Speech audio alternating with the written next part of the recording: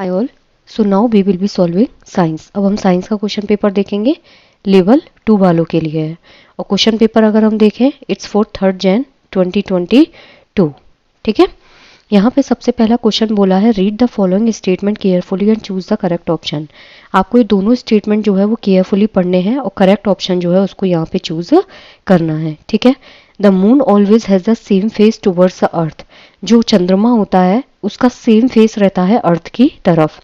The moon complete one rotation in its axis simultaneously as it completes one revolution around the earth. जो moon होता है वो एक rotation जो है अपने एक्सिस पर उसको साइमल्टेनियसली कंप्लीट करता है, अपने एक रिवोल्यूशन जो अर्थ के चारों तरफ वो कंप्लीट करता है। मतलब रिवोल्यूशन और जो इसका घूर्णन होता है दैट इज रोटेशन।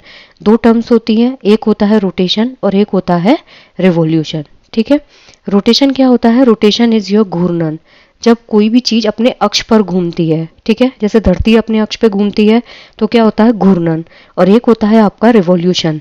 जब पृथ्वी परिक्रमा करती है तो उसे हम बोलते हैं revolution. Same goes with moon. Rotation क्या होता है? जब मून अपने ही एक्सिस पे घूमता है वो होता है एक रोटेशन। और रिवॉल्यूशन क्या होता है? जब वो पूरी पृथ्वी के चारों तरफ चक्कर लगाता है। ठीक है, अब यहाँ पे एक चीज देखिएगा, जो मून होता है वो जब अर्थ के चारों तरफ चक्कर लगाता है, मून क्या है? ऑर्बिट है। ये अर्थ के जब चारों तरफ चक्कर लगाता है तो वो ऑलमोस्ट 27 डेज में लगाता है। कितने दिन में? वो 27 दिन में अपने पूरे एक रिवॉल्यूशन को कंप्लीट करता है। ठीक है, सेम चीज क्या होती है जब ये रोटेशन करता है ना, जब ये अपने एक्सिस पे घूमता है तो अपने एक्सिस पे घूमने में भी इसको कितने दिन लगते हैं? 27 दिन लगते हैं। मतलब इसका जो रोटेशन टाइम होता है that is also 27 days and revolution time is also 27 days. ठीक है, तो दोनों टाइम पीरियड क्या होते हैं? बिल्कुल सेम होते हैं। इसलिए जो अर्थ होता है, इसलिए जो मून होता है उसका सेम फेस है जो अर्थ की तरफ रहता है। ठीक है, जब मून अर्थ के बहुत क्लोज होता है तब रोटेशन कैसा हो जाता है? स्लो। और जैसे जैसे मून दूर जाता है अर्थ से, इसका जो रोटेशन है वो कैसा होता जाएगा? फास्ट। ठीक है, ये चीज याद रखिएगा। जैसे जैसे रोटेशन अर्थ के क्लोज होगा रोटेशन स्लो होता जाएगा, और जैसे जैसे मून अर्थ से बाहर जाता जाएगा, मतलब दूर जाता जाएगा, रोटेशन जो है वो फास्ट होना स्टार्ट कर देता है। ठीक है, और जो साइड मून की अर्थ की तरफ होती है उसे हम क्या बोलते हैं? Near side. ये चीजें इसमें याद रखिएगा। जो साइड मून की अर्थ को फेस करती है, मतलब जो मून का चेहरा अर्थ की तरफ होता है उसे हम बोलते हैं नियर साइड। ठीक है, मून जो होता है वो अर्थ के चारों तरफ जो ट्रेवल, मतलब जो ट्रेवलिंग होती है, जैसे मान लीजिए ये अर्थ है, ठीक है, अब इसके चारों तरफ मून घूम रहा है तो ये जो मूवमेंट होती है ना, it comes under elliptical movement. ठीक है, कैसी मूवमेंट होती है? ये इलिप्टिकल मूवमेंट होती है। इसका रोटेशन पीरियड और इसका रिवोल्यूशन पीरियड 27 डेज होता है। इसलिए जो मून होता है वो हमेशा एक ही फेस जो है वो अर्थ की तरफ हमें दिखता है। ठीक है, और उस फेस को हम क्या बोलते हैं? Near face. करेक्ट। तो यहाँ पे अच्छे से आपको समझ में आया होगा कि रोटेशन जो होता है मून का, जब वो अपने एक्सिस पे रोटेट होता है तो वो भी 27 डेज है, और जो इसका रिवॉल्यूशन पीरियड होता है वो भी 27 डेज होता है। इसलिए मून जो होता है वो हमेशा अर्थ की तरफ हमें सेम फेस जैसा दिखाई देता है। ठीक है, अब यहीं पे दो टर्म्स समझिएगा जो सीटेट में पूछी जाती है। एक होता है न्यू मून और एक होता है आपका फुल मून। ठीक है, फुल मून क्या होता है? पूरा जो राउंड शेप का चंद्रमा है वो हमें क्लियरली दिखाई देता है। ठीक है, और जो न्यू मून होता है इसमें जो चंद्रमा होता है वो अर्थ और सन इनके बीच में आ जाता है और एक स्ट्रेट लाइन बनती है। ये अर्थ है, ये सन है, और इनके बीच में क्या है? ये मून है। और ये एक स्ट्रेट लाइन बना देते हैं जिससे मून जो होता है वो कैसा हो जाएगा? इनविजिबल। इसलिए इसको बोलते हैं हम न्यू मून। ठीक है, न्यू मून में क्या होता है? जो मून होता है वो अर्थ और सन जो है उनके बीच में एक स्ट्रेट लाइन में रहता है, जिसकी वजह से मून इनविजिबल हो जाता है। इस प्रोसेस को बोलते हैं हम न्यू मून। फुल मून में क्या होता है? इसमें पूरा एक राउंड शेप का मून जो है वो हमें दिखाई देता है। सो आई जस्ट होप कि यहाँ पे आपको अच्छे से समझ में आया जो मैं समझाना चाह रही थी। तो both A and R true and R is the correct explanation of A. अगर हिंदी में देखें, चंद्रमा का केवल एक ही मुख सदैव पृथ्वी के सम्मुख रहता है। क्यों रहता है? क्योंकि पृथ्वी के इर्द गिर्द परिक्रमण करने के साथ ही साथ चंद्रमा अपनी धुरी पर भी एक घूर्णन पूरा करता है। Next is which of the following is true regarding the water content in the process of conversion of nectar to honey by the honey bees. मतलब जो हनी बीज होती हैं वो क्या कर हनी बीज जो होती हैं वो क्या करती हैं, मकरंद को शहद में बदलने की जो प्रक्रिया है उसमें पानी की मात्रा के संदर्भ में कौन सा विकल्प जो है वो यहाँ पर सही है। तो जो मकरंद होता है वो जैसे जैसे मधु में बदलता है तो इस प्रक्रिया में पानी की मात्रा में यह बढ़ जाता है, यह घट जाता है, इसमें बदलाव नहीं होता, यह बढ़ सकता है या फिर घट सकता है। तो यहाँ पे जो करेक्ट आंसर होगा दैट इज ऑप्शन नंबर 2 कि ये जो है वो धीरे धीरे घटना स्टार्ट कर देता है। ये धीरे धीरे क्या होगा, रिड्यूस होना स्टार्ट कर देगा। जैसे जैसे हम नेक्टार जो होता है नेक्टार को जैसे जैसे हनी में कन्वर्ट करते हैं तो उस प्रोसेस में क्या होता है वो धीरे धीरे कॉन्सेंट्रेट होना शुरू कर देगा। हम जो घर पे हनी लेके आते हैं वो बहुत डेंस होता है। तो वो क्यों होता है, क्योंकि जो नेक्टार होता है वो धीरे धीरे किस में कन्वर्ट होता है, हनी में कन्वर्ट होता है और पानी जो है वो धीरे धीरे रिड्यूस होना स्टार्ट कर देगा। ठीक है तो यहाँ क्या है, ऑप्शन नंबर 2 इज करेक्ट। इसमें अगर आप प्रोसेस देखेंगे ना तो इसमें करेक्टली क्या होता है कि सबसे पहले हम क्या करते हैं, नेक्टार को कलेक्ट करते हैं। So the first process is collecting nectar. Nectar को कलेक्ट किया जाता है।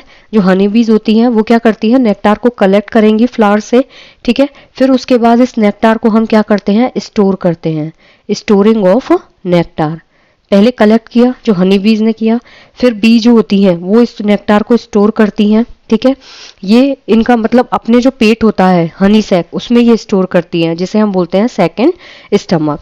फिर इसमें क्या होता है, शुगर जो होती है वो ब्रेक डाउन होती है। यहाँ पे क्या होगा, शुगर जो है उसका ब्रेक डाउन होता है। शुगर क्या होगा, जो फ्रक्टोज होता है उसमें और ग्लूकोज में ये कन्वर्ट हो जाती है। शुगर किस में कन्वर्ट हो जाएगी, फ्रक्टोज में और ग्लूकोज में। ठीक है, फोर्थ प्रोसेस क्या होती है, नेक्टार जो है वो दूसरे बीज को ट्रांसफर किया जाता है। यहाँ पे जो नेक्टार है वो अदर बीज जो हैं उनको ट्रांसफर कर दिया जाता है। फिफ्थ स्टेज में क्या होता है, इवेपोरेटिंग वाटर। यहाँ पे पानी जो है उसको हम क्या करते हैं, इवेपोरेट करते हैं। जो बीज होती हैं वो धीरे धीरे क्या करती हैं, नेक्टार से पानी को इवेपोरेट करना स्टार्ट कर देती हैं, जिसे हम टंग लैशिंग कहते हैं। साइंस में एक टर्म होती है, इसको बोला जाता है टंग लैशेस। ठीक है, जिसकी वजह से पानी जो है वो धीरे धीरे रिड्यूस होना स्टार्ट हो जाएगा। फिर इनको हनी कॉम शेल जो है उसमें हम स्टोर करके रखते हैं। They are stored in honey comb cell, वहां पे इनको स्टोर करके रखा जाता है। उसके बाद जो सेल्स होती हैं उनके ऊपर हम कैपिंग कर देते हैं। इस पूरी प्रोसेस में लगभग 45 डेज लगते हैं। कितने दिन लगते हैं, इस पूरी प्रोसेस में 45 डेज लगते हैं। वापस देख लीजिए, सबसे पहले नेक्टार कलेक्ट होता है। तो जो बीज होती है वो नेक्टार को कलेक्ट करती हैं फ्लावर से, फिर नेक्टार को स्टोर किया जाता है। ये नेक्टार कहाँ स्टोर होता है, हनी बीज के स्टमक में, जिसे हम सेकंड स्टमक बोलते हैं। Basically it's honey sac. Honey कहाँ स्टोर होता है, हनी सैक में। ठीक है, उसके बाद जो हनी है वो एंजाइम की प्रोसेस होती है। इसमें हनी सैक जो है वो क्या करेगा, नेक्टार को ब्रेक डाउन कर देता है। ये जो हनी सैक होता है वो नेक्टार को क्या करेगा, ब्रेक डाउन कर देगा। और जो शुगर होती है नेक्टार की वो किस में कन्वर्ट हो जाती है, फ्रक्टोज और ग्लूकोज में। फोर्थ स्टेप होती है इवेपोरेटिंग ऑफ वाटर। पानी जो है इसमें इसको इवेपोरेट किया जाता है। तो बीज जो होती हैं, हनी बीज जो होती हैं वो एक्टिवली क्या करती हैं, पानी को इवेपोरेट कर देती हैं। इस प्रोसेस को ही हम बोलते हैं टंग लैशिंग। ठीक है, सिक्स स्टेप होती है इसमें, हनी कॉम शेल्स जो हैं उनमें इसको स्टोर करके रखा जाता है। तो जो हनी बीज होती हैं वो हनी को स्टोर करके रखती हैं किसमें, हनी कॉम की वैक्स सेल्स में। ठीक है, उसके बाद इनकी कैपिंग कर दी जाती है। ये जो पूरी प्रोसेस होती है, इस पूरी प्रोसेस में हमें 45 डेज जो है वो लगते हैं। ठीक है, next is in fish the body surface is protected from decay by micro organisms due to which of the following. जो फिश होती है उसमें जो उसकी बॉडी सरफेस है उसको डिके होने से बचाने के लिए कौन से माइक्रो ऑर्गेनिज्म जो हैं उनके अटैक से बचाने के लिए, तो कौन सी ऐसी चीज है जो उनको प्रोटेक्ट करती है। स्केल प्रोटेक्ट करते हैं, म्यूकस लेयर, फिन्स एंड ब्लवर। तो जो फिश होती है उसमें जो म्यूकस लेयर होती है वो क्या करती है, इनको प्रोटेक्शन प्रोवाइड करती है। इसका मेन काम क्या होता है, ये श्लेष्मा सिक्रीट करती है। तो ये जो म्यूकस लेयर होती है वो फिश में माइक्रो ऑर्गेनिजम्स के अटैक से उनको बचाती है। ठीक है, ये बेसिकली एक बैरियर होता है, ये जो म्यूकस लेयर होती है it basically creates a barrier, ठीक है, जिसकी वजह से जो पैथोजेंस होते हैं वो उनकी बॉडी को इन्वेड नहीं कर पाते। इसका मेन काम होता है इनकी बॉडी को स्लिपरी बनाना, ठीक है। Next is consider the following statement and choose the correct option. ये स्टेटमेंट्स हमको पढ़ने हैं और करेक्ट ऑप्शन हमें यहाँ पे बताना है। असर्शन है Lions do not eat grass, बिल्कुल सही बात है, जो शेर होता है वो घास नहीं खाता। शेर जो होता है वो कैसा होता है, कार्निवोरस, ठीक है। इनके जो टीथ होते हैं, कैनाइन जो टीथ होते हैं वो बहुत ज़्यादा शार्प होते हैं। Many animals can not digest cellulose, ये इसका रीज़न है, ये भी बिल्कुल सही है, क्योंकि बहुत सारे जानवर ऐसे होते हैं जो सेल्यूलोज को डाइजेस्ट नहीं कर सकते। सेल्यूलोज के डाइजेशन की जो प्रोसेस होती है वो सबसे ज़्यादा किस में होती है, हर्बीवोर्स में, क्योंकि इनकी जो स्मॉल इंटेस्टाइन होती है ये बहुत बड़ी होती है, जिसकी वजह से वहाँ पे अपेंडिक्स जो है उसका मेन काम होता है सेल्यूलोज को डाइजेस्ट करना। जबकि जो ह्यूमन बींग्स होते हैं उनमें अपेंडिक्स कैसा होता है, इनएक्टिव, इट्स नॉट वर्किंग। तो यहाँ ए और आर दोनों सही हैं और R is the correct explanation of A. जो लॉइन होता है वो कार्निवोरस होता है, इसके कैनाइन टीथ जो होते हैं वो बहुत शार्प होते हैं, ये घास नहीं खाता है। ये किसको खाता है, हर्बीवोर्स को। हर्बीवोर्स जो होते हैं वो सबसे ज़्यादा सेल्यूलोज का डाइजेशन करते हैं, क्योंकि उनकी जो स्मॉल इंटेस्टाइन होती है वो बहुत बड़ी होती है और उसमें जो अपेंडिक्स होता है उसका मेन काम होता है सेल्यूलोज के डाइजेशन में हेल्प करना। और रीज़न जो है वो यहाँ पे बिल्कुल परफेक्ट है। Which of the following sources of carbohydrate contains gluten, a component which can cause allergy to some people?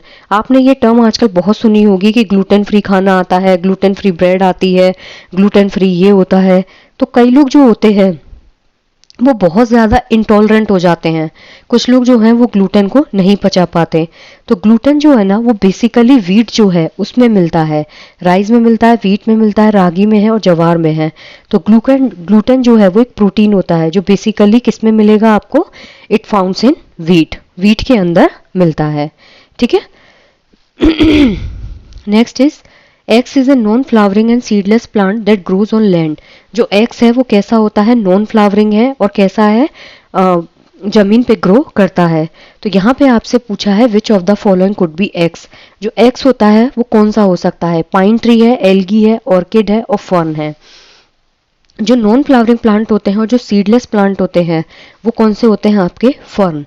Fern कैसे होते हैं, it comes under ornamental plant. आपने ऑर्नामेंटल प्लांट देखे होंगे, इनमें कभी भी फ्लावर्स जो होते हैं उनकी ग्रोथ नहीं होती है, they are almost just for production of, just to showcase the house. हम क्या है, घर को सुंदर बनाने के लिए क्या करते हैं, इनको यूज करते हैं। तो जो फर्न्स होती हैं वो बेसिकली कैसे होते हैं, ऑर्नामेंटल प्लांट्स के अंदर आते हैं। जो फर्न्स होते हैं दे आर नॉट जिम्नोस्पर्म, ये चीज याद रखिएगा, एक बार पूछा भी गया था कि जो फर्न्स होते हैं do they come under gymnosperm. Ferns जो होते हैं वो जिम्नोस्पर्म के अंदर नहीं आते हैं, ठीक है। फर्न्स के अंदर वेस्क्यूलर प्लांट होता है, इनका खुद का वेस्क्यूलर सिस्टम जो है वो प्रेजेंट होता है, correct. Next is which of the following is A set of chemical changes. यहाँ पे पूछा है कि कौन सा जो है वो एक रासायनिक परिवर्तन है। Mixing sugar in milk, setting milk into curd, making cottage cheese from milk, making butter milk from curd. जो चेंजेस होते हैं ना वो दो टाइप के होते हैं, एक होता है आपका फिजिकल चेंजेस और एक होते हैं आपके केमिकल चेंजेस।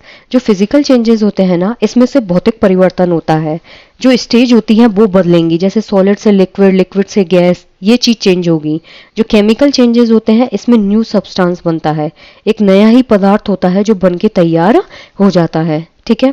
अब अगर यहाँ हम देखें mixing sugar in milk, milk में जब हम चीनी को मिक्स करते हैं तो वो लास्ट में क्या एंड प्रोडक्ट क्या है, मिल्क ही रहेगा। तो ये क्या होता है आपका फिजिकल चेंज।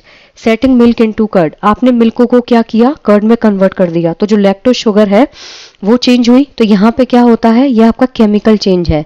मिल्क किस में बदल गया, आपका कर्ड में। आप वापस से कर्ड से मिल्क को नहीं बना सकते। तो जो केमिकल चेंजेस होते हैं ना दे आर ऑलवेज इरिवर्सिबल। ये कैसे होते हैं, irreversible. Next is making cottage cheese from milk, milk से आपने क्या किया, चीज बना दी। अब आप क्या चीज से वापस से मिल्क बना सकते हैं, नहीं बन सकता। Making butter milk from curd, जो कर्ड है उससे छाछ बनाना। तो यहाँ पे क्या होगा, B and C option are correct, ये दोनों बिल्कुल सही हैं।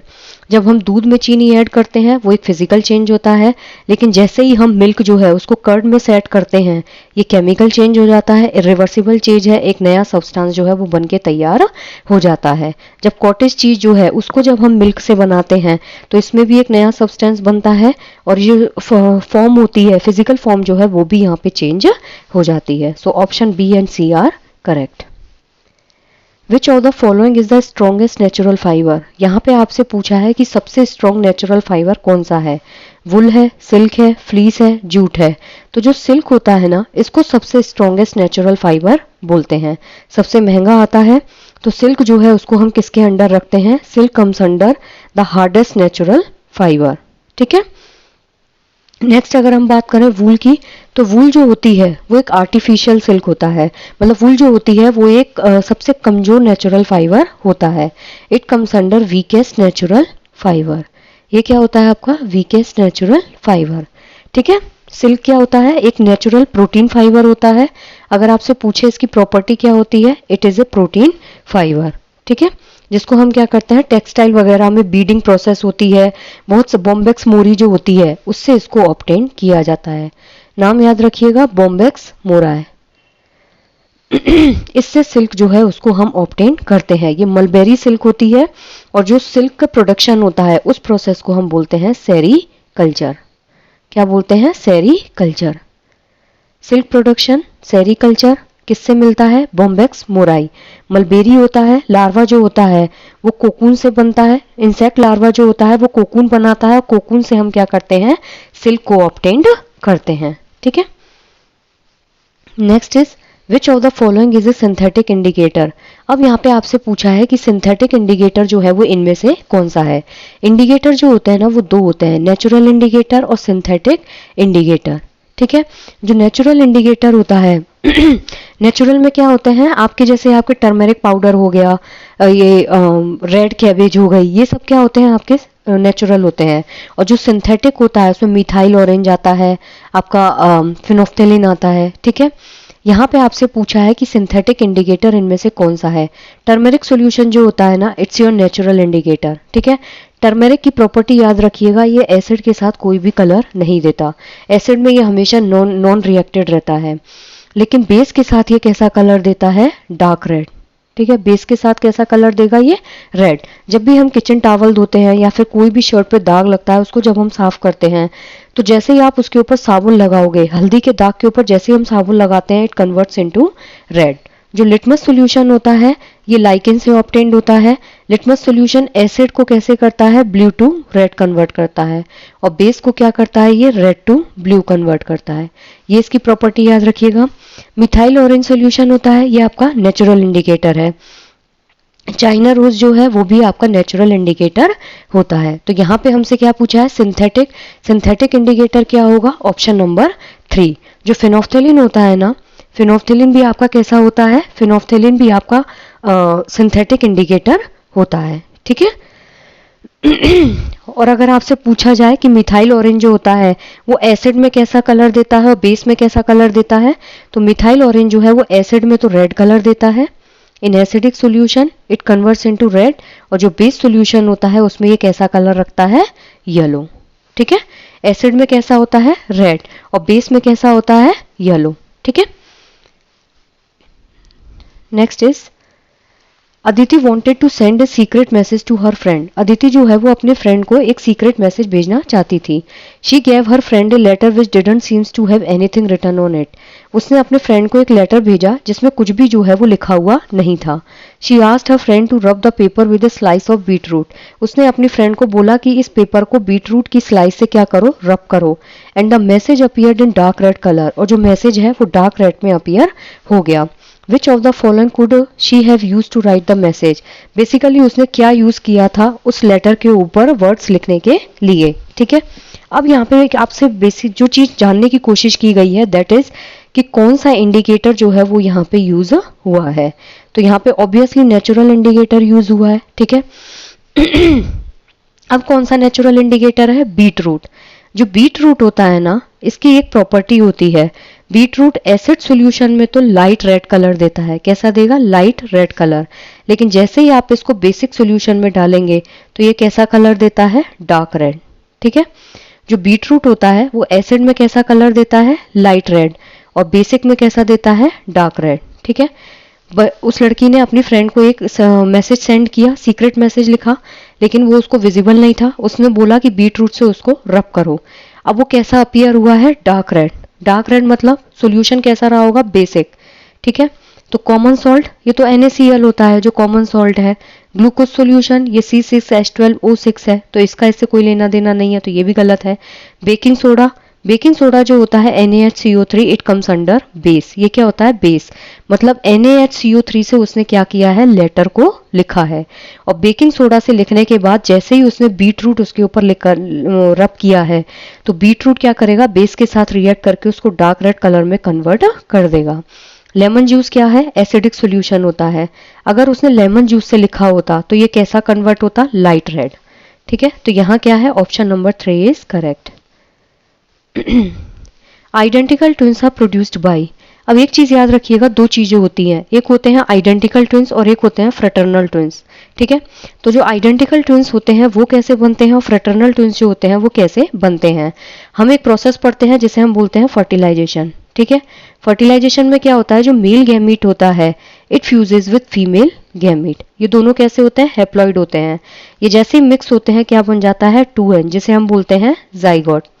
ठीक है, ये होती है बेसिक प्रोसेस। अब अगर हम बात करें, हमें क्या पढ़ना है कि आइडेंटिकल ट्विन और फ्रेटर्नल ट्विन जो है उनमें क्या डिफरेंस होता है। तो जो आइडेंटिकल ट्विन्स होते हैं ना, आइडेंटिकल ट्विन्स आर लाइक कि जिसमें एक जो एग होता है वो क्या होता है? फर्टिलाइज तो एक ही स्पर्म से होगा। मतलब सिंगल जो एग होता है it gets fertilize with single sperm, लेकिन ये एग जो है वो फर्टिलाइज होने के बाद दो में डिवाइड हो जाता है। ठीक है, ये किस में डिवाइड हो जाता है? दो में डिवाइड हो जाता है, जिसकी वजह से क्या बनते हैं? आइडेंटिकल ट्विंस बनते हैं। आइडेंटिकल ट्विंस और फ्रेटर्नल ट्विंस जो होते हैं ना, इनमें बेसिक डिफरेंस सिर्फ इतना सा होता है कि आइडेंटिकल ट्विंस जो होते हैं उन्हें हम क्या बोलते हैं? Monozygotic twins. आइडेंटिकल ट्विंस कौन से होते हैं? Monozygotic twins. ठीक है, मोनोजाइगोटिक मतलब इसमें एक सिंगल एग जो होता है वो सिंगल स्पर्म के साथ फर्टिलाइज होता है, लेकिन आगे चल के वो किस में डिवाइड हो जाते हैं? दो एम्ब्रियोज में। ठीक है, आइडेंटिकल ट्विंस जो होते हैं वो बिल्कुल सेम होते हैं, इनकी फिजिकल अपीयरेंस बिल्कुल सेम पोजीशन पे होती है। मतलब कलर भी सेम होगा, आई कलर भी सेम होगा, हेयर कलर भी सेम होगा, वो दिखेंगे भी एक जैसे, ऐसा बहुत कम होता है। इवन इनका जो सेक्स होता है वो भी सेम ही होगा, मेल मेल होंगे या फीमेल फीमेल होंगी। और जो फ्रेटर्नल ट्विंस होते हैं उन्हें हम क्या बोलते हैं? Fraternal twins are called as zygotic twins. ये कौन से होते हैं? Zygotic twins. ठीक है, ये जब दो सेपरेट एग जो होते हैं वो दो अलग अलग स्पर्म के साथ फ्यूज होते हैं तब आपके फ्रेटर्नल ट्विंस बनते हैं। ठीक है, two separate eggs are fertilise with two different sperm. Correct, वो होता है आपका फ्रेटर्नल ट्विन। और आइडेंटिकल ट्विन में क्या होता है? एक एग एक स्पर्म के साथ फर्टिलाइज होता है, लेकिन आगे चल के वो दो एम्ब्रियोज में डिवाइड हो जाता है। Why does a metal door no feel cooler than a similar plastic knob on a cold day? जो ठंडी के दिन होते हैं, सर्दी के दिनों में जो दरवाजे का धातु का हैंडल होता है वो प्लास्टिक के हैंडल से अधिक ठंडा महसूस क्यों होता है? प्लास्टिक की अपेक्षा धातु जो है वो ऊष्मा की बेहतर अवशोषक होती है। प्लास्टिक की अपेक्षा धातु जो है वो ऊष्मा की बेहतर संवाहक होती है। धातु की अपेक्षा प्लास्टिक ऊष्मा की बेहतर विकृत होती है। और प्लास्टिक जो है धातु की अपेक्षा प्लास्टिक ऊष्मा की बेहतर अवशोषक है। अगर हम फोर्थ ऑप्शन देखें, प्लास्टिक इज बेटर ऑब्जर्वर, नहीं, प्लास्टिक कभी भी बेटर ऑब्जर्वर नहीं होता है। प्लास्टिक इज बेटर रेडिएटर, ना ही प्लास्टिक क्या है? बेटर रेडिएटर होता है। ठीक है, metal is better conductor of heat than plastic, बिल्कुल सही बात है। जो मेटल होती है ना, it's a good conductor of electricity. ठीक है, तो ये क्या करती है? हीट को जितना ज्यादा एब्सॉर्ब करेगी उतना ही ज्यादा क्या करती है? हीट को ये रिलीज भी करती है। तो यहाँ क्या होगा? मेटल जो होता है it's a better conductor of heat than plastic. तो यहाँ ऑप्शन नंबर 2 जो है वो बिल्कुल करेक्ट होगा। Next is read the following statement carefully and choose the correct option. Assertion A, ultrasound is inaudible to humans, बिल्कुल सही बात है, जो अल्ट्रासाउंड होता है वो ह्यूमंस को सुनाई नहीं देता है। Because the human ear has a range of hearing between 20 hertz to 20,000 hertz, बिल्कुल सही बात है, क्योंकि जो ह्यूमन ईयर कैपेसिटी होती है सुनने की वो कितनी रेंज में होती है, 20,000 हर्ट्ज से 20,000, 20 हर्ट्ज से 20,000 हर्ट्ज। अब एक चीज याद रखिएगा, जो साउंड होती है ना वो तीन होती हैं, एक होता है इंफ्रासोनिक साउंड, ठीक है, एक होता है सोनिक साउंड और एक होता है अल्ट्रासोनिक साउंड, ठीक है। जो इंफ्रासोनिक साउंड होती है ना उसकी जो रेंज होती है it comes under 20 hertz below, मतलब 20 हर्ट्ज से नीचे की जो साउंड होती है उसे हम बोलते हैं infrasonic sound.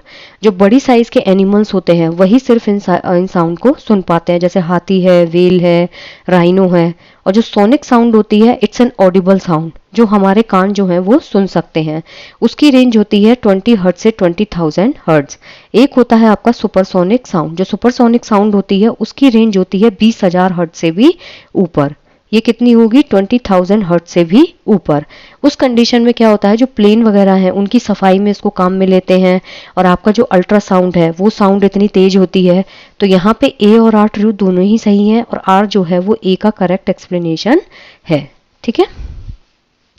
Next is why is lightning conductor installed on a building, जो तड़ित बिजली होती है उसको हम बिल्डिंग के ऊपर क्यों लगाते हैं। मान लीजिए ये आपकी बिल्डिंग है, आपने यहाँ पे क्या किया, तड़ित बिजली लगा दिया, ठीक है, तो ये क्या करेगी, जैसे ही लाइटिंग स्ट्राइक करेगी, तो ये जैसे ही लाइट इसको स्ट्राइक करेगी ये लाइट को क्या करती है, बिल्डिंग के थ्रू जमीन में ट्रांसफर कर देती है, ठीक है। It conducts electric charge on the ground when lightning strikes a building, ये क्या करेगी, जैसे ही बिल्डिंग को लाइटिंग हिट करेगी, बिजली के इमारत से टकराने पर जो आवेश उत्पन्न होगा उसको ये भूमि में संवहित कर देती है, वहां उसको ट्रांसफर कर देती है। Next is severe burn injuries are likely to be caused by fire accident while wearing synthetic fabric rather than natural fabric या synthetic fiber। जब भी हम synthetic fiber जो है उसको पहनते हैं rather than natural fiber, तो कोई फायर एक्सीडेंट अगर होता है तो उसमें हम और ज़्यादा जो है वो बर्निंग कॉज करते हैं। ऐसा क्यों होता है, बर्न्स इनटू ऐश, जो भी हम जलते हैं वो ऐश में कन्वर्ट हो जाता है, burns into liquefied and vaporises, burns into flame, burns into sticky liquid. जो सिंथेटिक फाइबर होते हैं ना, सिंथेटिक फाइबर के अंदर क्या होता है, केमिकल्स होते हैं, इनके अंदर क्या होते हैं, केमिकल्स। जैसे बहुत सारे पेरेंट्स हैं जो अपने बच्चों को नायलॉन के कपड़े नहीं पहनने देते, आपने देखा होगा नायलॉन यूजुअली गर्मी में चिपक जाता है बॉडी से, आप जब भी सिंथेटिक कपड़े पहनेंगे ना they will stick to you, मतलब वो आपकी बॉडी से स्टिकी हो जाते हैं, और उस कंडीशन में क्या होता है, जैसे ही फ्लेम उन कपड़ों को पकड़ता है दे बर्न्स इनटू स्टिकी लिक्विड, वो किस में बदल जाते हैं, स्टिकी लिक्विड में। और जब कोई चीज लिक्विड में कन्वर्ट हो रही है तो वो आपकी बॉडी से और ज्यादा अडहेर करती है। सो the option 4 is correct. Which of the following is a set of mixture, हम तीन चीज पढ़ते हैं, एक होता है एलिमेंट, एक होता है कंपाउंड और लास्ट होता है आपका मिक्सचर। एलिमेंट इज योर तत्व, ठीक है, जो सिंगल एलिमेंट्स होते हैं, जैसे हाइड्रोजन है, हीलियम है, लिथियम है, बोरोन है, कार्बन है, they all are elements. Compound क्या होते हैं, जिनका फॉर्मूला एक निश्चित होता है और जिन्हें एक निश्चित अनुपात में आपस में मिक्स करके लिया जाता है। मिक्सचर क्या होता है, इनका कोई निश्चित अनुपात नहीं होता और इनको किसी भी अनुपात में दो या दो से ज्यादा कंपाउंड्स को यूज करके बनाया जाता है। अब यहाँ अगर हम एयर की बात करें तो एयर क्या है, मिक्सचर, क्योंकि इसमें बहुत सारी प्रेजेंट होती हैं, हाइड्रोजन भी है, नाइट्रोजन भी है, हीलियम भी है, बहुत सारी गैसेज होती हैं। वाटर जो है ये क्या होता है आपका कंपाउंड, क्योंकि इसका एक फिक्स फॉर्मूला होता है H2O। वुड जो होती है ये भी आपका मिक्सचर होती है, तो वाटर जो है वो यहाँ पे क्या है, कंपाउंड। सॉल्ट क्या है, यहाँ पे कंपाउंड है, क्यों, क्योंकि सॉल्ट का फॉर्मूला क्या होता है NaCl, there is a fix proportion. Sand, salt and water, तो सॉल्ट जो है और वाटर जो है ये दोनों क्या है, कंपाउंड, लेकिन वुड, एयर और सैंड ये चारों, ये तीनों क्या होते हैं आपके मिक्सचर होते हैं, इनका कोई फिक्स रेशो नहीं होता है। A cyclist travel 360 metre in 2 minutes, what is her speed. अब यहाँ पे आपसे क्या पूछी है, स्पीड पूछी है। स्पीड का फॉर्मूला क्या होता है, डिस्टेंस अपॉन टाइम। दूरी जो चाल जो होती है उसका फॉर्मूला क्या होता है, दूरी बटे समय, ठीक है, डिस्टेंस अपॉन टाइम। अब यहाँ डिस्टेंस कितनी है 360 मीटर, ठीक है, और टाइम कितना है 2 मिनट, तो ये कितना हो जाएगा 180, ठीक है। लेकिन आपसे यूनिट क्या पूछी है, मीटर पर सेकंड में सारी यूनिट्स हैं, ठीक है, और ये किस में है, मीटर पर मिनट में। तो हमें क्या करना है, इसको सेकंड में कन्वर्ट करना होगा। सेकंड में कन्वर्ट करने के लिए हम क्या करेंगे, इसको 60 से डिवाइड कर देंगे, तो ये कितना आ जाएगा, 3 मीटर पर सेकेंड, ठीक है। सो the option number 3 is correct. यहाँ पे स्पीड पूछी थी, स्पीड का फॉर्मूला होता है डिस्टेंस अपॉन टाइम। डिस्टेंस है 360, मिनट है 2, डिवाइड करेंगे तो कितना आएगा 180, लेकिन यूनिट किस में है, मीटर पर सेकंड में। तो इसको हम सेकंड में डिवाइड करने के लिए क्या करेंगे, मिनट को सेकंड में डिवाइड करने के लिए 60 से डिवाइड कर देंगे। The answer would be 3 metre per second. Next is the focal length of a concave mirror is 20 centimetre. जो कॉनकेव मिरर है उसकी जो फोकल लेंथ है वो कितनी है, 20 centimetre. At what distance from the concave mirror could the object place to produce a virtual image of the object. बात किसकी हो रही है, कॉनकेव मिरर की, ठीक है। लेट सपोज ये आपका कॉनकेव मिरर है, फोकल लेंथ है, यहाँ पे आपकी फोकल लेंथ है, यहाँ इनफाइनाइट है, यहाँ सी है, यहाँ क्या है, पोल, ठीक है। अब आपसे बोला है कि जो फोकल लेंथ है कॉनकेव मिरर की, ये वाली जो डिस्टेंस है इट्स 20 सेंटीमीटर। किस डिस्टेंस पे कॉनकेव मिरर जो है उसमें ऑब्जेक्ट को रखा जाए कि वो एक वर्चुअल इमेज प्रोड्यूस करे, किसकी, ऑब्जेक्ट की, ठीक है। अब हमसे पूछा है कि ऑब्जेक्ट को हम कहाँ पे रखें कि हमें वर्चुअल इमेज मिले। पहली बात तो आपको ये पता होना चाहिए जो कॉनकेव मिरर होता है इसमें रियल और इन्वर्टेड इमेज भी मिलती है और वर्चुअल और इरेक्ट इमेज भी मिलती है। जो इमेज रियल होगी ना वो हमेशा इन्वर्टेड होगी, जो इमेज वर्चुअल होगी वो हमेशा इरेक्ट होगी। अब यहाँ पे एक चीज ध्यान रखिएगा, जो प्लेन मिरर होता है ना, प्लेन मिरर में हमेशा वर्चुअल और इरेक्ट इमेज मिलती है, लेकिन इसमें साइज को लेके कुछ भी मैग्निफिकेशन नहीं होता। अगर हम कॉन्वेक्स मिरर की बात करें तो जो कॉन्वेक्स मिरर होता है इसमें हमेशा कैसी इमेज बनती है, वर्चुअल और इरेक्ट, और इसमें जो साइज होती है वो हमेशा डिमिनिश्ड होगी, यानी कि छोटी साइज जो है वो हमें दिखेगी। लेकिन यहाँ पे हमें कैसी चाहिए, वर्चुअल इमेज चाहिए, वर्चुअल इमेज और कैसी, इरेक्ट इमेज चाहिए। तो उसके लिए हम क्या करेंगे, जितना ज्यादा आप ऑब्जेक्ट को पास लेके जाओगे, ठीक है, जितना ज्यादा आप ऑब्जेक्ट को एफ और पी के बीच में रख के लेके जाओगे। अब यहाँ पे 20 सेंटीमीटर की डिस्टेंस है, ठीक है, अगर हम ऑब्जेक्ट को और ज्यादा पास लेके जाएं तो उतनी ही ज्यादा हमें वर्चुअल और इरेक्ट इमेज मिलेगी। अब 20 से नीचे की वैल्यू यहाँ 40 सेंटीमीटर तो होगा नहीं, तो ये तो वैसे ही हट गया, 20 सेंटीमीटर तो वो खुद है, तो करेक्ट ऑप्शन क्या होगा, 10 सेंटीमीटर, ठीक है। जैसे जैसे हम ऑब्जेक्ट को एफ और पी के बीच में लेके जाएंगे, जितना ज्यादा हम उसको कॉनकेव मिरर के पास लेके जाएंगे उतना ज्यादा हमें कैसी इमेज मिलती है, वर्चुअल और इरेक्ट इमेज मिलेगी, ठीक है। Next is when A bar magnet is brought near it iron dust sticks. जब एक बार मैग्नेट जो होती है उसको हम आयरन डस्ट के पास लेके आते हैं तो सबसे ज्यादा आयरन डस्ट कहाँ चिपकेगा, mostly at the middle, only at the middle, equally everywhere, mostly near to ends. ये आपकी बार मैग्नेट हो गई, ठीक है, ये नॉर्थ पोल होता है, ये साउथ पोल होता है। ये दूसरी मैग्नेट हो गई, ये नॉर्थ पोल है, ये साउथ पोल है। मैग्नेट की एक प्रॉपर्टी होती है कि इसके जो अपोजिट एंड होते हैं ना वो तो एक दूसरे को क्या करते हैं, अट्रैक्ट करते हैं, लेकिन जो सेम पोल होते हैं वो एक दूसरे को क्या करते हैं, रिपेल करते हैं। मैग्नेट जो होता है इसमें नॉर्थ पोल और साउथ पोल दोनों जो पोल्स होते हैं, यहाँ पे जो मैग्नेटिक पावर होती है वो बहुत ज्यादा होती है, इसलिए कोई भी जो चीज है वो इसके एंड्स पे सबसे ज्यादा चिपकती है edge compare to the centre. तो मोस्टली नियर टू एंड्स जो हैं वहां पे क्या होगा, ये आयरन डस्ट जो है वो सबसे ज्यादा चिपक जाएगी, ठीक है। Next is ABCD represent 4 media as follows. A media क्या है, air, B water, C iron, D vacuum. In which of the above media the spread sound is least and maximum respectively. अब यहाँ पे पूछा है कि जो साउंड है वो सबसे लीस्ट किस में होगी और सबसे मैक्सिमम किस में होगी, ठीक है। एक चीज याद रखिएगा, जो साउंड होती है उसको ट्रेवल करने के लिए हमेशा एक मीडियम की जरूरत होती है। साउंड कभी भी बिना मीडियम के ट्रेवल नहीं कर सकती। साउंड सबसे ज्यादा ट्रेवल करती है सॉलिड में, क्यों, क्योंकि इसके पार्टिकल्स जो होते हैं वो एक दूसरे से बिल्कुल कॉम्पैक्ट होते हैं, तो साउंड जो है वो इजीली उसमें पास हो जाता है। फिर साउंड ट्रेवल करती है लिक्विड में और उसके बाद सबसे लीस्ट ट्रेवल करती है गैस में। वैक्यूम जो होता है उसमें साउंड कभी भी ट्रेवल नहीं कर सकती, ठीक है। वैक्यूम में सिर्फ लाइट जो है वो ट्रेवल करती है। साउंड जो है उसकी वेव कैसी होती है, हमेशा अनुदैर्ध्य, कैसी होती है, अनुदैर्ध्य, ठीक है। अब यहाँ पे पूछा है कि इन ये जो मीडिया है, एयर क्या हो गई आपकी, गैस, वाटर क्या हो गया, लिक्विड, आयरन क्या है, सॉलिड, वैक्यूम में तो ट्रेवल ही नहीं कर सकती, तो डी तो वैसे ही हट जाएगा, ठीक है। अब आपसे पूछा है लीस्ट कहाँ होगी, लीस्ट होती है एयर में, तो ए, और मैक्सिमम कहाँ होगी, लोहे में, तो A and C would be the correct. So the option 3 is correct. Next is a teacher puts a leaf in a test tube and puts spirit in it. एक टीचर ने क्या किया, एक टेस्ट ट्यूब ली, उसके अंदर एक पत्ती जो है उसको डाल दिया. अब इसके अंदर क्या किया, एल्कोहल भी डाला. Now he heats a test tube till all the green colour comes out. अब एल्कोहल डालने के बाद और पत्ती डालने के बाद उसने टेस्ट ट्यूब को गर्म किया जब तक कि ग्रीन कलर जो है वो बाहर रिलीज नहीं हो गया. Then he takes out the leaf. अब उसके बाद उसने इस पत्ती जो है उसको बाहर निकाल दिया. And pour some iodine solution on it. और इसके ऊपर क्या किया, आयोडीन जो सोल्यूशन है उसको डाल दिया. The student write the following statement in their notebook. बच्चे ने कुछ चीजें हैं वो अपनी नोटबुक में लिखी. पहला है the leaf turns blue black in colour. जो पत्ती है वो आयोडीन सोल्यूशन डालते ही किस में कन्वर्ट हुई, ब्लू ब्लैक कलर में. ठीक है, क्योंकि आयोडीन जो होता है वो ब्लू ब्लैक कलर में कब कन्वर्ट होता है, जब उसके अंदर स्टार्च प्रेजेंट होता है. सेकेंड स्टेटमेंट है द लीफ कंटेन्स स्टार्च. अब एक चीज यहाँ पे आप ध्यान रखिएगा कि कौन सा स्टेटमेंट इनमें करेक्ट होगा. A is observation, B is inference.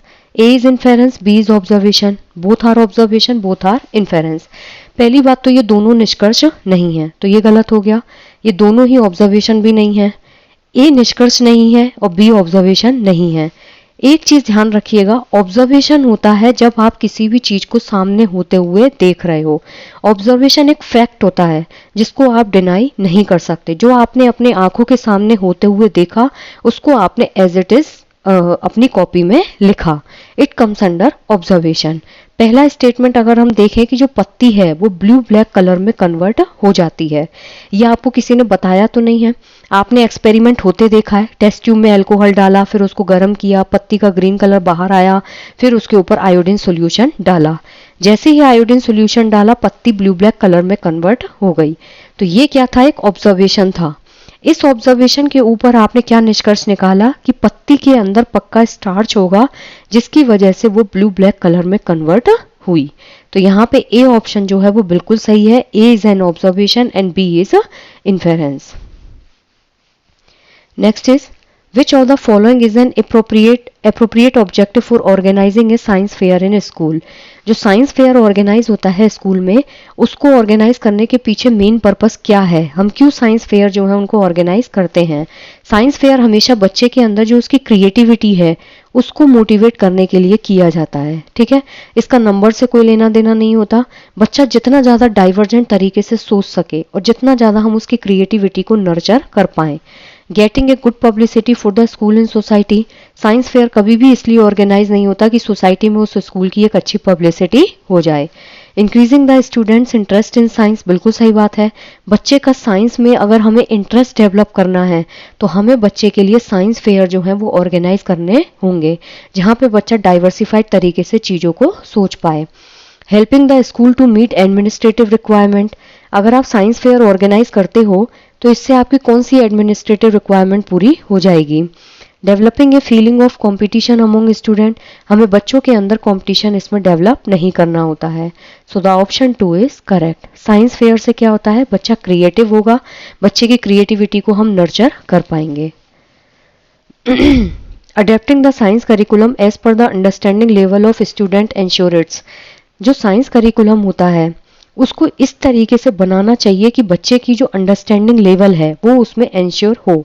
मान लीजिए बच्चा 6 क्लास का है, ठीक है, अब 6 क्लास के बच्चे का जो अंडरस्टैंडिंग लेवल है आपको करिकुलम उस तरीके से बनाना होगा कि बच्चा साइंस को प्रॉपर तरीके से समझ पाए. ये नहीं आप 6 क्लास के बच्चे को डिस्प्लेसमेंट रिएक्शन पढ़ा रहे हैं, बच्चा कैसे समझेगा डिस्प्लेसमेंट रिएक्शन, पॉसिबल ही नहीं है क्योंकि बच्चे का अभी कॉग्निटिव लेवल इतना मेच्योर नहीं है, बच्चे का अभी संज्ञानात्मक क्षमता जो है वो इतनी मेच्योर नहीं है. Content validity. कंटेंट वैलिडिटी होती है, वैलिडिटी शब्द का मतलब होता है कि जिस उद्देश्य की पूर्ति के लिए आप कोई चीज कर रहे हो तो वो चीज उस उद्देश्य को पूरा करे. कंटेंट वैलिडिटी मतलब कंटेंट ऐसा होना चाहिए जो बच्चों के लिए रिलायबल हो, मतलब रिलेटेड हो बच्चों के सब्जेक्ट से. Historical validity. साइंस में जब हम हिस्ट्री जो है उसको ऐड कर देते हैं it comes under historical validity. Cognitive validity, यहाँ जो पूछा है it comes under cognitive validity, कि आप करिकुलम जो है उसको ऐसा बनाइए कि बच्चे का जो अंडरस्टैंडिंग लेवल है हम उसको जस्टिफाई कर पाए। ठीक है, जीन पियाजे ने बताया भी है कि बच्चा 4 स्टेजेस के थ्रू पास होता है, तो हर स्टेज में बच्चे का मैच्योरिंग लेवल अलग अलग होता है। A class 7 teacher plans a task for student of classifying 25 plants। कक्षा 7 का जो टीचर है उसने टास्क जो है उसको प्लान किया, 25 जो पौधे हैं उनको बच्चों को क्लासीफाई करना है। क्लासीफाई मतलब उनकी प्रॉपर्टीज के बेसिस पे अलग अलग करना है। Which of the following strategies best support inquiry teaching. अब यहाँ पे कौन सी स्ट्रेटेजी ऐसी है जो इंक्वायरी टीचिंग को क्या करती है, फैसिलिटेट करती है। इंक्वायरी टीचिंग का मतलब होता है जहाँ पे चाइल्ड सेंटर्ड अप्रोच होती है। कैसी होगी, चाइल्ड सेंटर्ड अप्रोच। आप बच्चे को क्या करते हो, सेंटर में रखते हो, जहाँ बच्चा एक्टिवली पार्टिसिपेट करता है, खुद से वो अपनी इंफॉर्मेशन को गैदर करता है। Teacher explain scientific classification system and demonstrated. यहाँ पे अगर टीचर ही पूरा सिस्टम एक्सप्लेन कर देगा और उसका डेमो दे देगा तो ये तो टीचर सेंटर्ड अप्रोच हुई। Teacher give us rules for classification. जैसे ही टीचर ने क्लासिफिकेशन के रूल्स बताए और बच्चों को क्लासिफाई करने के लिए बोला, तो ये कैसा हो जाता है आपका डिडक्टिव अप्रोच, जिसे हम निगमनात्मक अप्रोच बोलते हैं, जहां नियम से बच्चे को आप उदाहरण की तरफ ले जाते हो। Teachers allow each student to classify in their own way and discuss them. बिल्कुल सही बात है। टीचर क्या करेगा, हर बच्चे को अपने खुद के तरीके से उन प्लांट्स को क्लासीफाई करने के लिए अलाउ करेगा। पहले आप बच्चे को खुद से एक्टिविटी परफॉर्म करने तो दो, and then they will discuss it about it. मतलब बाद में वो क्या करेंगे, उसके बारे में डिस्कस करेंगे, लेकिन पहले बच्चे को लीड करना चाहिए। Teacher conduct a field trip to show plants. Field trip organise करेगा, नहीं। तो यहाँ क्या होता है, ऑप्शन नंबर 3 इज करेक्ट, कि टीचर जो है वो हर स्टूडेंट को अलाउ करता है अपने तरीके से उन चीजों को क्लासिफाई करने के लिए और फिर उनको डिस्कस करने के लिए। Read the following statement carefully and choose the correct option. Assertion है school science text book need to include episode from the history. बिल्कुल सही बात है कि जो स्कूल साइंस बुक है, स्कूल में जो साइंस टेक्स्ट बुक चलती हैं उनको हिस्ट्री से भी कुछ एपिसोड्स लेने चाहिए। बच्चों को आप ये तो अवेयर करवा सकते हैं ना कि कैसे कैसे हमारी हिस्ट्री जो है उसमें साइंस कितना ज़्यादा इलेबोरेट हुई है। पहले हम स्टीम वाली प्रेस यूज़ करते थे, धीरे धीरे कोयले वाली प्रेस, और पता नहीं कितने हमने इन्वेंशंस किए। तो ये सारी हिस्ट्री साइंस की जो है वो बच्चे को मालूम होनी चाहिए। because historical development of ideas in science is important for a holistic understanding of science। बिल्कुल सही बात है, क्योंकि साइंस में जो जैसे जैसे हिस्टोरिकल डेवलपमेंट हुए हैं वो बच्चे की जो एक प्रॉपर अंडरस्टैंडिंग है साइंस को लेके उसको समझने में मदद करती है। मान लीजिए अगर आप अपने इतिहास से अवेयर ही नहीं है, आप अपनी हिस्ट्री जानते ही नहीं है, तो आप कैसे चीज़ों को आगे चल के अंडरस्टैंड कर पाएंगे। तो उस केस में ज़रूरी होता है कि बच्चे को आप प्रॉपर तरीके से वो चीज़ें डिफाइन करें। उसके लिए ज़रूरी है कि बच्चे को अपना जो हिस्ट्री है उसके बारे में नॉलेज हो। So both A and R true and R is the correct explanation of A. Which of the following statement are regarding assessment in science. कौन सा स्टेटमेंट जो है वो बिल्कुल सही है असेसमेंट के आकलन में साइंस में। Same type of task should be given to all student for objectivity and parity. ये लाइन यहाँ पे बिल्कुल गलत है कि आप सेम टाइप के टास्क देंगे सभी बच्चों को एक वस्तुनिष्ठता के लिए और समानता के लिए। अगर हमें वस्तुनिष्ठता मेंटेन करनी है और समानता मेंटेन करनी है तो उसके लिए हमें स्टैंडर्ड टेस्ट बनाने की ज़रूरत नहीं है। जहाँ भी स्टैंडर्ड वर्ड आप देखेंगे ना वो हमेशा सीडीपी और पेडागोजी में नेगेटिव होता है। आप सारे बच्चों को एक जैसा टास्क कैसे दे सकते हैं? अगर सबको एक जैसा टास्क देंगे तो वो तो किसी से भी पूछ के कहीं से भी रोट मेमोराइजेशन करके आपको कंप्लीट करके दे देंगे। Use of correct scientific vocabulary should be the only criteria for answers. ये भी गलत है कि केवल जो साइंटिफिक वोकेबलरी होती है उस बेसिस पे बच्चे के आंसर को आप जज करेंगे। बच्चा कितना ज़्यादा साइंटिफिक टर्म्स में आपसे बात कर पाएगा, कितना ज़्यादा साइंटिफिक वोकेबलरी को यूज़ कर पाएगा, तो ये भी गलत है। Students justification for their response should be the part of assessment. बिल्कुल सही बात है कि बच्चे का जो जस्टिफिकेशन है, मतलब बच्चा जो भी जवाब दे रहा है किसी भी क्वेश्चन को लेके, वो बच्चे के आकलन का आधार होना चाहिए कि बच्चा किस तरीके से तर्क वितर्क करता है, बच्चा किस तरीके से चीज़ों को लेके रिस्पॉन्ड करता है। So only C is correct. So the option 4 is right. Next is which of the following statement describe the nature of science. इनमें से कौन सा स्टेटमेंट ऐसा है जो साइंस के नेचर को प्रॉपर तरीके से डिस्क्राइब करता है। साइंटिफिक नॉलेज इज टेंटेटिव, बिल्कुल सही बात है कि साइंटिफिक नॉलेज जो होती है वो हमेशा टेंटेटिव होती है। आज आपके पास कोई नॉलेज है, कल आके कोई चैलेंज करेगा तो हम उसको चेंज कर सकते हैं। साइंटिफिक एक्सप्लेनेशन आर फॉल्सिएबल, बिल्कुल सही बात है। जो साइंटिफिक एक्सप्लेनेशंस होती हैं वो कैसी होती हैं, फॉल्सिएबल होती है, यानी कि खंडन योग्य होती हैं। इनका हम इजीली खंडन कर सकते हैं। जैसे साइंस में बहुत सारी चीज़ें ऐसी होती हैं जो टाइम टू टाइम हम रिफाइन करते हैं। जैसे सोलर सिस्टम है, प्लेनेट सिस्टम है, इसमें कितनी सारी चीज़ें हैं जो हमने बाय द टाइम रिफाइन की हैं। It's a process of describing the world around us, बिल्कुल सही बात है। हमारे चारों तरफ का जो संसार है उसको डिस्क्राइब करने की ये प्रोसेस होती है। साइंस का नेचर ही यही है। बल्ब जल रहा है तो क्यों जल रहा है, वॉशिंग मशीन घूम रही है तो क्यों घूम रही है, कोई भी अगर चीज़ होती है तो उस प्रोसेस को डिस्क्राइब करना ही क्या है, साइंस है। It's a body of ultimate knowledge, नहीं, ये कभी भी एक अल्टीमेट नॉलेज की बॉडी नहीं होती है। ऐसा नहीं है कि जो ज्ञान है उसको डिफाइन करने के लिए हम क्या करते हैं, साइंस को, नेचर में उसको इंक्लूड करते हैं। So the option 1 is correct. Next is which of the following is a micro level invention aimed at improving the teaching learning of science in middle schools initiated during the late 1970s। इनमें से कौन सा जो है वो एक micro level intervention है और उसका मेन एम था जहां पे हम टीचिंग लर्निंग जो है साइंस में। Okay guys, so our next question is कि जो माइक्रो लेवल इंटरवेंशन है, ठीक है, वो कौन सा है, इनमें से कौन सा माइक्रो लेवल इंटरवेंशन है जिसको टीचिंग लर्निंग जो है उसको इम्प्रूव करने के लिए लाया गया था साइंस में मिडिल स्कूल में, यानी कि 9th 10th 11th 12th, ठीक है, initiated during the late 1970s। 1970 में कौन सा प्रोग्राम ऐसा है जिसको मिडिल स्कूल में जो साइंस में टीचिंग लर्निंग है उसको इम्प्रूव करने के लिए लाया गया था। Hoshangabad science teaching programme, Lok Jumbish, district primary education programme and Atal tinkering lab. अगर यहाँ पे ATL की बात करें, अटल टिंकरिंग लैब जो होती है वो एक वर्क स्पेस होता है, ठीक है, जो बच्चे को क्या करता है, हैंड ऑन एक्टिविटी प्रोवाइड करता है स्कूल में, जहाँ पे बच्चा इनोवेशन करेगा, प्रॉब्लम सॉल्विंग स्किल्स जो है उनको सीखना स्टार्ट कर देता है, ठीक है। तो ये बेसिकली स्कूल्स में एक इनोवेशन था जहाँ पे इक्विपमेंट जो होते हैं वो स्कूल को प्रोवाइड करवाए जाते हैं इस प्रोजेक्ट के अंदर, ठीक है। जैसे 3D प्रिंटर हो गया, आपके इलेक्ट्रॉनिक्स डिवाइस हो गई, उसमें क्या है बच्चा खुद से हैंड ऑन एक्टिविटी करके सीखता है, करेक्ट। तो ये होता है आपका अटल टिंकरिंग लैब। नेक्स्ट है आपकी लोक जुम्बिश परियोजना, ठीक है। जो लोक जुम्बिश परियोजना है वो क्या था, आपका एक प्रोजेक्ट रन हुआ था। मतलब लोक जुम्बिश जो है वो सबके लिए जो एजुकेशन है ऐसा करके एक मूवमेंट जो है वो मार्केट में लॉन्च किया गया था। This was completely related with education, so education for all, ये इसकी टैगलाइन थी और ये एक मूवमेंट था जो लोगों के लिए रन किया गया था। कब हुआ था, 1992 में इस प्रोजेक्ट को रन किया गया था, ठीक है। गवर्नमेंट ऑफ इंडिया ने इसको लॉन्च किया था और जो गवर्नमेंट ऑफ राजस्थान है उसने क्या किया था, जो राजस्थान में प्राइमरी एजुकेशन है उसके लिए इसको रन किया था, ठीक है। इसका मेन काम था कि हर बच्चा जो है वो अपनी बेसिक एजुकेशन जो है उसको ले पाए। बेसिक एजुकेशन 1 to 8 जो होती है वो एजुकेशन बच्चा जो है वो यहाँ पे ले पाए, ठीक है। फिर था आपका डिस्ट्रिक्ट प्राइमरी एजुकेशन प्रोग्राम, जिसे हम DPEP बोलते हैं।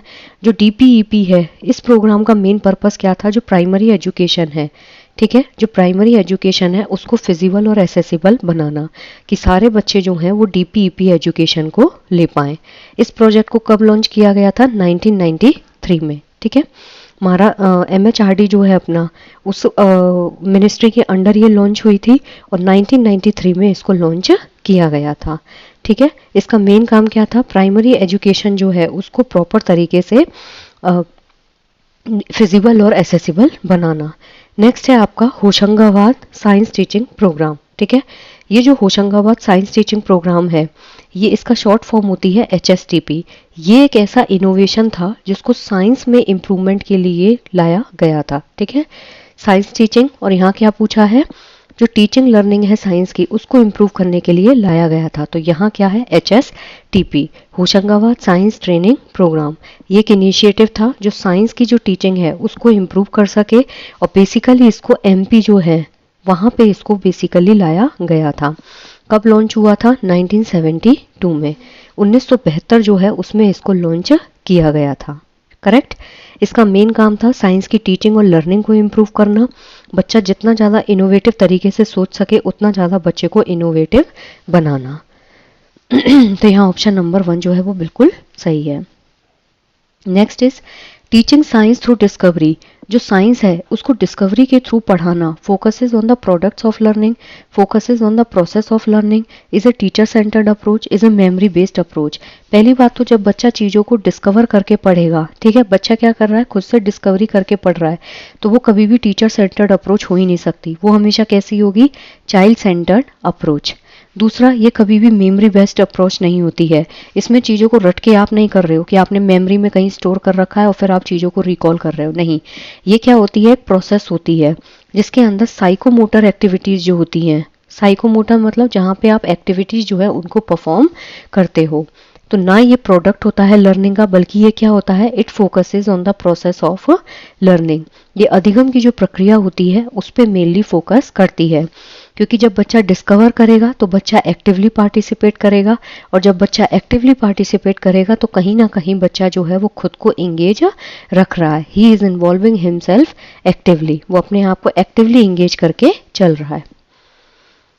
Next is A science teacher of class 7 asked the student to measure the body temperature of 10 peers.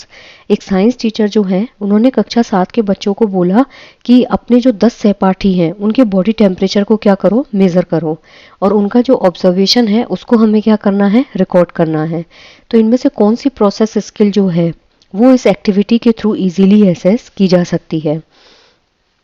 यहाँ पे बोला है कि कक्षा 7 के जो विज्ञान टीचर हैं उन्होंने अपने बच्चों से क्रियाकलाप करने के लिए कहा जिसमें अपने 10 साथियों के शरीर का तापमान आपको मापना है और ऑब्जर्वेशंस को रिकॉर्ड करना है। तो इस विधि में कौन सी प्रक्रिया है जिसमें निपुणता जो है वो नहीं मापी जा सकती, मतलब कौन सा प्रोसेस जो है वो यहाँ पे नहीं होगा। तो यहाँ एक्सपेरिमेंटिंग है, इन्फेरिंग है, ऑब्जर्विंग है, कंट्रोलिंग वेरिएबल्स हैं।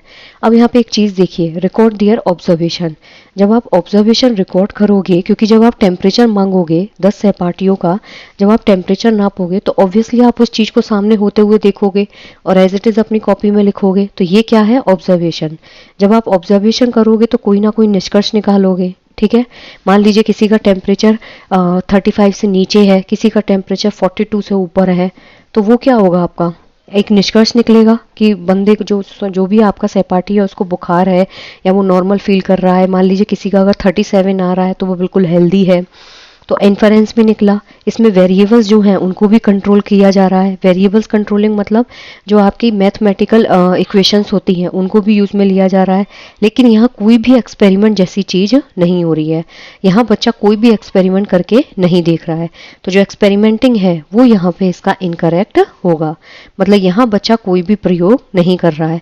तो इस विधि से बच्चा ऑब्जर्वेशन करना सीखेगा, उसमें निपुणता आएगी, बच्चा मापना सीखेगा, बच्चा संप्रेषण करना सीखेगा, लेकिन बच्चा प्रयोग करना जो है वो निपुणता यहाँ बच्चा नहीं सीख पाएगा। सो the option 1 is incorrect. So I just hope कि आपको अच्छे से समझ में आया है। अगर किसी भी क्वेश्चन में आपको डाउट लगे तो आप कमेंट सेक्शन में पूछ सकते हैं। Thank you.